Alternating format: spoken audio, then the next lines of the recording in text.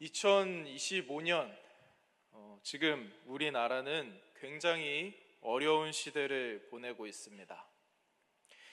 이 시대 사람들은 이기주의를 넘어서 서로를 대적하고 또 혐오하는 지경에 이르렀다고 보여집니다. 정치적 갈등으로 건강한 대립이 아니라 극단적인 이념 대립이 일어나고 진실보다는 사실보다는 자신의 진영이 또 화해보다는 분열이 우선시되고 있습니다. 또한 개인적으로는 일명 젠더 분쟁이라고 하는 이 남녀 간의 갈등이 늘어나고 있습니다. 남자와 여자 사이에 신뢰보다는 불신이 또 이해보다는 오해가 쌓이고 있습니다. 인터넷과 SNS 미디어는 이런 남녀 간의 갈등을 자극하고 또 확대하여서 이 성적인 갈등들을 더욱 과속화시키고 있습니다. 이에 더하여서 경제적인 부담도 매년 늘어나서 높은 물가 상승률을 우리가 모두 체감하고 있습니다. 이와 같은 여러 가지 복합적인 이유를 통해서 결혼율까지 또 떨어지고 있습니다. 제가 통계청 공식 자료를 찾아보니까 2013년 대비해서 2023년까지 이 10년이라는 기간 동안 무려 40%가 줄어들었습니다. 결혼하는 사람들이 32만 쌍에서 19만 쌍으로 이렇게 급격히 하락한 것이죠. 이에 따라서 출산율도 2023년 기준 세계 최저 수준인 0.7%로 하락했습니다. 이대로 인구가 계속해서 감소되고 이 상태가 지속이 되면 언젠가 대한민국이 지도상에서 사라질 수 있다는 이런 극단적인 전망도 들려오고 있습니다. 또한 여러분, 2024년 12월 3일 23시에 비상계엄이 선포되는 일도 있었습니다. 국회의사당이 봉쇄되고 또 국회의사당 본청으로 계엄군이 진입하는 등 45년 만에 비상계엄으로 온 나라가 시끄러웠습니다. 이후 2025년 4월 4일 오전 11시 22분 윤석열 대통령 탄핵안이 재판관 8명 전원 만장일치로 가결되었습니다. 그리고 우리는 지금 6월 3일 화요일 치러질 제21대 대통령 선거를 앞두고 있습니다. 어려운 시간을 지내고 있는 이때 어떤 대통령이 세워지느냐에 따라서 우리나라는 아주 큰 변화를 겪게 될 것입니다. 앞으로 어떤 일이 벌어질지 또 어떤 변화를 겪게 될지 염려와 또 한편의 기대가 동시에 느껴지는 순간이 아닐 수 없습니다. 이럴 때 우리는 나라를 위해 하나님께 간절히 기도해야 될 줄로 믿습니다. 할렐루야. 성경은 우리 그리스도인들이 이 땅에 속한 나라에 대해서 어떤 자세를 취해야 하는지 성경의 곳곳에서 말씀하고 있습니다. 오늘 본문 말씀도 내가 속한 이 나라에 대해서 그리스도인으로서 어떤 자세를 가지고 그리고 어떤 태도로 이렇게 나라를 대해야 되는지 보여주고 있습니다. 성도 여러분, 우리 그리스도인들은 이 세상 나라에 대해서 어떤 자세를 가져야 할까요? 우리를 한번 돌아보기 원합니다. 여러분은 지금 우리나라에 대해서 어떤 이해와 태도를 취하고 계십니까? 솔직히 생각보다 많은 분들이 우리나라에 대해서 이런 종류의 생각을 한 번쯤은 아마 해보셨을 겁니다. 내 알바냐? 나랑 상관없다. 나라에 별 생각 없다. 조금 관심이 있는데 어차피 내가 관심 가져봤자 바뀌는 건 없어. 변화되는 건 없다. 정치판은 이미 다 썩었다. 이제 나라가 어찌 되든 별로 상관없다. 그저 내 삶에, 내가 지금 살고 있는 삶과 이 삶의 패턴에 큰 불편만 안 주면 된다. 조금 극단적으로 제가 표현했지만 나라에 대해서 답답한 마음을 가지고 자포자기하는 심정으로 이런 생각을 할 때가 종종 있습니다. 이런 생각을 그대로 두게 되면 나도 모르는 사이에 나의 삶, 즉 직장 생활, 학교 생활, 또 가정 생활, 이런 나의 삶이 우리나라와 분리된 것처럼 느껴질 수 있습니다. 우리나라가 나와 아예 상관이 없는 것처럼 생각하고 행동할 수 있다는 것이죠. 또한 우리나라에 대해 신앙적으로만 접근하는 경우도 보게 됩니다. 이런 거죠. 우리는 이 땅에 썩어질 나라가 아니라 영원한 하나님의 나라만 바라봅시다 하면 아멘이 절로 나오지 않습니까? 이 세상은 잠시 머물렀다가는 없어질 세상이니까 이 세상의 나라에 대해서는 별로 관심 없고 오직 영원한 하나님만 바라봅시다. 다른 건 복잡해서 다 모르겠고 교회만 잘 되고 교회만 평안하면 됩니다. 이런 생각을 갖고 계신 분들도 있는 것 같습니다. 그러나 성경은 절대로 이 지상의 나라, 이 세상의 나라에 대해서 이렇게 무관심하고 무책임한 태도를 가지라고 말씀하고 있지 않습니다. 특별히 오늘 본문 말씀에서는 모든 사람을 위하여, 특별히 세상 나라의 임금들과 높은 지위에 있는 사람들, 즉 이 세상 나라를 이끄는 사람들을 위하여 간구와 기도와 도구와 감사를 드리라고 강력하게 말씀하고 있습니다. 여기서 간구와 기도와 도구 또 감사를 드리라는 것은 쉽게 이렇게 묶어서 말하자면 중보 기도를 하라는 것입니다. 그들을 위해 기도해 주라는 것이죠. 오늘 본문 말씀 1절부터 2절 말씀 함께 읽도록 하겠습니다. 시작. 그러므로 내가 첫째로 권하노니 모든 사람을 위하여 간구와 기도와 도구와 감사를 하되 임금들과 높은 지위에 있는 모든 사람을 위하여 하라. 이는 우리가 모든 경건과 단정함으로 고요하고 평안한 생활을 하려 함이라. 아멘. 디모데전서를 기록한 이 바울은 내가 첫째로 권하노니 라고 말하면서 이 이야기를 시작합니다. 여기서 첫째로 권한다는 것은 뭔가 이렇게 둘째, 셋째, 넷째 이렇게 있는 게 아니라 이게 제일 중요하다. 모든 것들 중에서 제일 중요한 권면이다. 그러니까 이것만큼은 가장 중요하게 여기고 꼭 지켜라 라는 강조의 의미입니다. 바울이 이렇게 힘껏 이것이 모든 것들 중에 제일 중요하다라고까지 말하면서 강조하고 있는 말씀이 바로 모든 사람을 위하여 간구와 기도와 도구와 감사를 하되 임금들과 높은 지위에 있는 모든 사람을 위하여 하라라는 말씀입니다. 지금 우리의 상황으로 바꿔 말하자면 대통령을 위해, 위정자들을 위해, 공직자들을 위해 너희가 대신하여 하나님께 중보기도를 올려드려라 라는 의미 정도가 될 것입니다.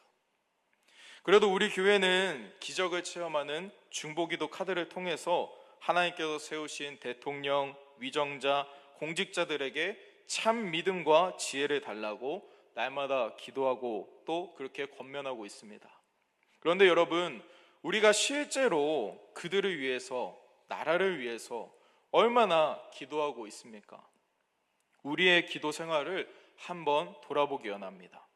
바울이 말하는 것은 그저 지나가면서 한번 그들을 생각하고 맞아, 나라를 위해, 이제 대선한다니까 대통령을 위해, 또 위정자들을 위해 기도해야지, 이렇게 그냥 한번 생각하고 대충 기도하고 넘어가는 정도가 아니라 간구와 기도와 도구와 감사로 최선을 다해서 나에게 가장 중요한 것으로 여기면서 그들을 위해 기도하라고 전하고 있습니다. 오늘 우리는 금요기도의 자리에 어떤 기도 제목을 들고 나오셨습니까? 자녀의 문제, 가정의 문제, 사업의 문제, 건강의 문제 같은 나 자신을 위한 기도 제목만 들고 나오진 않으셨습니까? 부끄럽지만 사실 저도 나 자신을 위한 기도 제목들을 많이 들고 나왔습니다. 부모님을 위해서 기도하고, 또 사랑하는 아내를 위해서 기도하고, 다미를 위해서, 또 앞으로 태어날 아기를 위해서도 기도하고, 또 중고등부 사역을 위해서도 기도하고, 또 앞으로 전하게 될 이 설교들과 앞으로의 남은 사역들을 위해서도 첫 번째 기도 제목으로 가지고 그런 것들을 기도하고 있습니다. 아마 여기 계신 성도 여러분 중에서도 자신들을 위한 기도 제목을 많이 가지고 나오셨을 것입니다. 그런 기도 제목이 절대 나쁜 것은 아닙니다. 그러나 이번 나라사랑 특별 금요기도회를 드리는 이 시간만큼은 우리의 입에서 나라를 위한 기도가 나오기 원합니다. 나를 위한 기도보다 첫째로 대통령을 위해서, 위정자들을 위해서 최선을 다해서 그들을 위해 기도해주는 우리가 되길 원합니다. 나라사랑 특별 금요기도회를 통해서 더욱 우리나라를 우리가 생각해보고 우리나라를 하나님께 맡겨드리며 하나님의 뜻이 우리나라 가운데 이루어지도록 간절히 기도하는 우리가 되길 원합니다. 여러분, 비록 이 대통령이 마음에 들지 않더라도, 위정자들 모두가 정치적으로 썩어 부패한 것 같아 보이더라도, 그래서 그들을 위해서 기도하고자 하는 마음이 이만큼이라도 나오지 않더라도 오늘 말씀을 의지하여서 그들을 위하여 간절히 중보하는 우리가 되길 원합니다. 본래 이 중보기도를 하는 그 상대방에 대한 관심과 사랑, 존경이 꼭 필요합니다. 상대방에 대한 관심이 없다면, 사랑이 없다면, 존경이 없다면 진심으로 그 사람을 위해서 기도할 수 없을 것입니다. 이전에 우리가 많이 들어서 알고 있지만 대통령과 위정자들을 위해서 기도해야 될 텐데 우리가 그들을 너무 깔보고 쉽게 생각하는 일이 많이 있습니다. 우리 안에 그런 일들이 없어져야 할 줄로 믿습니다. 대통령과 위정자들이 그 자리에 세워져 있는 것은 하나님께서 허락하셨기 때문에 가능한 것입니다. 믿지 않는 사람들은 그저 자신들이 의도한 대로 이 사람들이 세워졌다고 생각을 합니다. 그리고 세워진 사람도 내가 잘해서 그 자리에 세워졌다고 생각을 하죠. 그러나 하나님을 믿는 우리 그리스도인들은 그 모든 것이 하나님의 손에, 하나님의 뜻에 있다는 것을 잘 알고 있습니다. 그들에게 세상의 권력과 힘을 허락하신 분이 바로 하나님이신 것입니다. 그런데 우리는 그들을 너무나도 쉽게 생각하고 깔보기 일쑤입니다.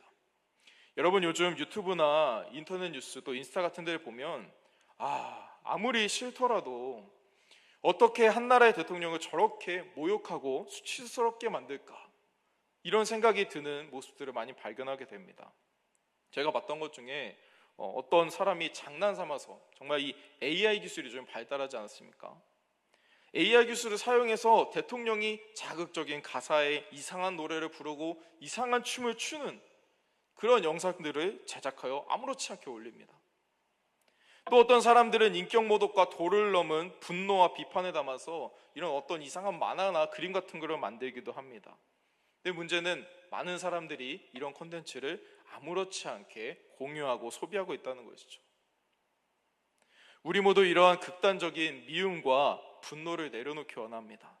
그들을 진심으로 사랑하고 하나님께서 세우셨음을 믿음으로 존경하는 마음을 가지고 기도하기 원합니다. 세상의 어떤 형태와 힘과 권력이든지 이 모든 것은 하나님께로부터 나옵니다. 하나님께서 어떤 사람을 높은 자리에 앉히셨다는 것은 그를 통하여 이루실 하나님의 계획과 뜻이 반드시 있다는 것입니다. 이 사실을 기억하고 그리스도인으로서 그들을 위해 기도하는 우리가 되길 원합니다.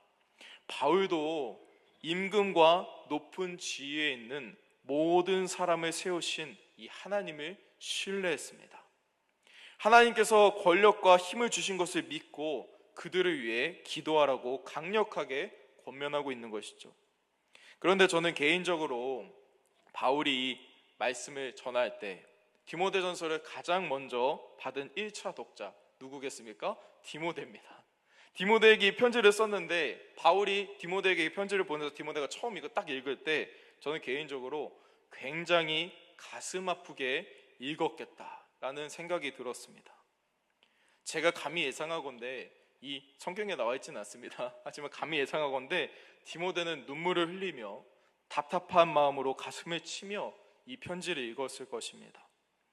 왜냐하면 바울이 최선을 다해 정말로 감사, 기도, 모든 것들을 다해서 열심히 기도해 주어라 라고 말했던 그 임금이 그 시대의 네로 황제였기 때문입니다. 우리가 너무나도 잘 알고 있지만 이 네로 황제는 기독교인들에게 지독한 박해를 가했던 로마 황제입니다.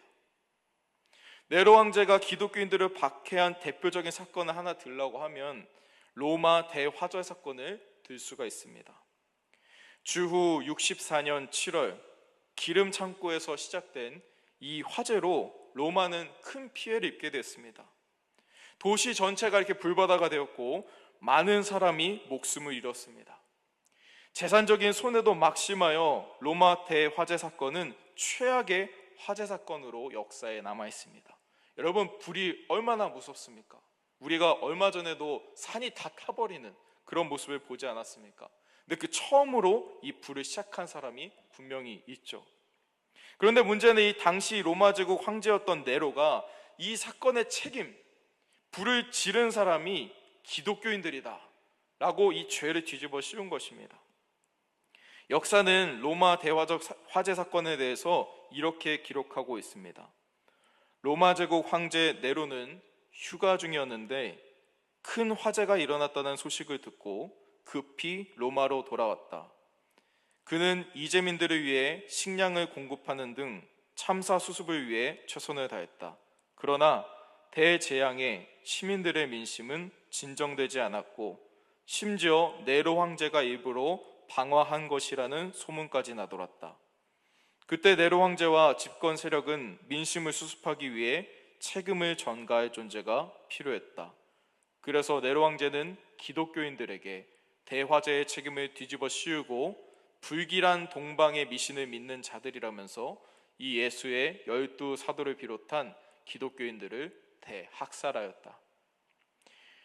당시 이 네로 황제와 집권 세력의 거짓말로 인해 수많은 기독교인들이 십자가에 달려 죽고 길거리에서 공개적으로 맞아 죽고 엄청난 박해를 받았습니다. 바울은 이렇게 수천의 형제자매들이 누명을 쓰고 박해를 받고 죽어나가는 상황 속에서, 이런 역사적인 상황 속에서 네로 황제를 위해, 높은 지위에 있는 모든 사람을 위해 기도하라 라고 권면하고 있는 것입니다. 여러분, 이 정도 상황이면 지금 우리처럼 위정자들 마음에 안 들어, 대통령 또 마음에 안 들어, 이런 정도가 아니라 민족의 사람들을 다 죽인, 어쩌면 내 가족, 내 친구들을 죽인 원수로 그가 느껴질 텐데 바울은 디모데에게 이런 권면을 전하고 있는 것입니다. 정말 받아들이기 어려운 권면이라는 생각이 듭니다. 또한 한편으로 어쩌면 굉장히 잔인하게 들렸겠다라는 그런 권면이었겠다라는 생각이 듭니다.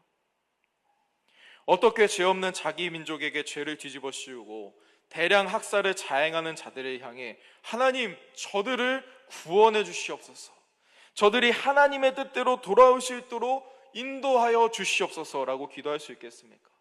어떻게 가식이 아니라, 일적인 게 아니라 진심으로 사랑과 존경을 담아서 그들의 권위를 인정하며 기도해 줄 수가 있겠습니까? 오히려 인간적인 마음으로는 그들을 저주하고 싶었을 것입니다. 아니, 그들이 죽었으면 했을 것입니다.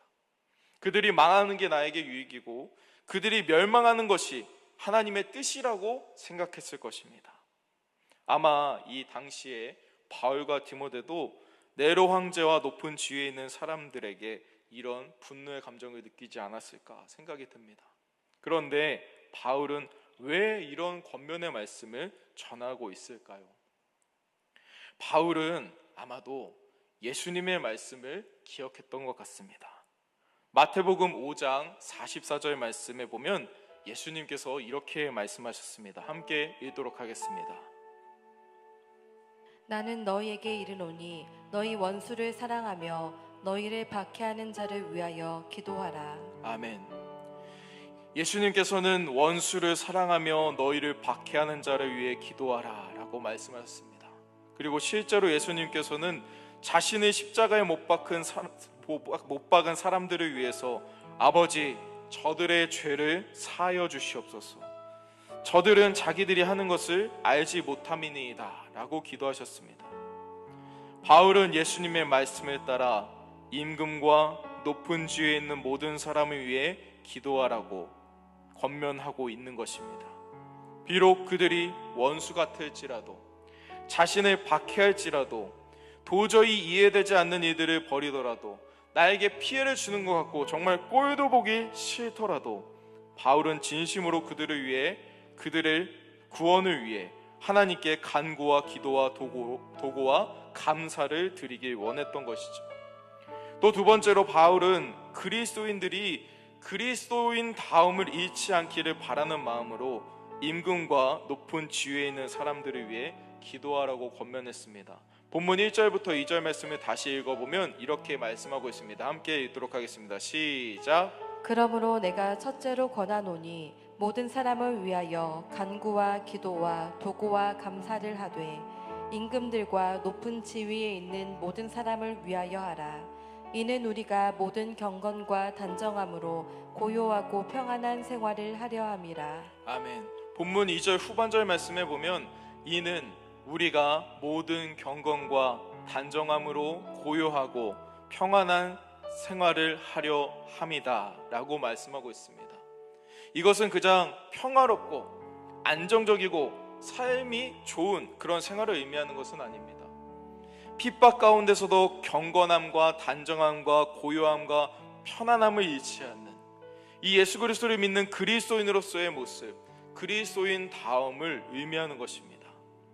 바울인 그리스도인들이 정치적 혼란, 박해와 핍박 속에서도 흔들리지 않고 그들을 위해 기도함으로 이 그리스도인 다움을 잃지 않게 기대했습니다. 예수님의 말씀대로 그럼에도 불구하고 기도하기 원하셨던 것이죠. 마지막 세 번째로 바울은 이러한 기도가 하나님 앞에 선하고 받으실 만한 것이기 때문에 임금과 높은 지위에 있는 모든 사람들을 위해 기도하라고 권면하고 있습니다. 본문 3절과 4절 말씀 함께 읽도록 하겠습니다. 시작. 이것이 우리 구주 하나님 앞에 선하고 받으실 만한 것이니 하나님은 모든 사람이 구원을 받으며 진리를 아는 데 이르기를 원하시느니라. 아멘. 임금과 높은 지위의 사람들을 위해 기도하는 것, 특별히 그들이 하나님께 돌아와서 구원을 얻게 해달라고 기도하는 것은 하나님 앞에 선하고 하나님께서 받으실 만한 기도입니다. 하나님께서 그들을 구원하길 원하신다는 것이죠. 그러나 하나님은 공의의 하나님이시기 때문에 예수 그리스도의 십자가를 믿는 믿음이 없이는 절대 구원을 받지 못합니다. 그래서 그들이 예수님을 알게 해달라고, 예수 그리스도의 십자가를 믿어 영원한 생명을 얻을 수 있게 해달라고, 그들이 변화되어서 하나님의 복음대로 이 나라를 통치할 수 있게 해달라고 우리가 간절히 기도해야 되는 것입니다. 그들이 여호와 하나님을 경외하는 자들로 세워질 수 있게 해달라고 우리가 기도해야 하는 것입니다. 사랑하는 성도 여러분, 우리 모두 나라를 위해 기도합시다. 할렐루야. 6월 3일에 있을 제21대 대통령 선거를 위해, 또 앞으로 당선되어 나라를 이끌어갈 대통령과 그 위정자들을 위해 우리가 진심으로 기도합시다. 그들이 하나님을 믿어 하나님을 경외하고 하나님의 뜻대로 이 나라를 이끌어갈 수 있게 해달라고 우리가 간절히 기도하기 원합니다. 절대 무관심이나 무책임한 태도로 방관하지 않길 원합니다. 때로는 너무나 답답하고 도저히 이해할 수 없는 일들이 일어나기도 하지만 오늘 말씀을 의지하여서 그것도 하나님의 허락하심과 하나님의 뜻이라는 것, 그럼에도 불구하고 하나님께서는 그들을 위해 기도하는 자들을 찾으시고 또 나라를 위해 기도하는 자들의 기도를 기뻐 받으신다는 것을 우리가 기억했으면 좋겠습니다.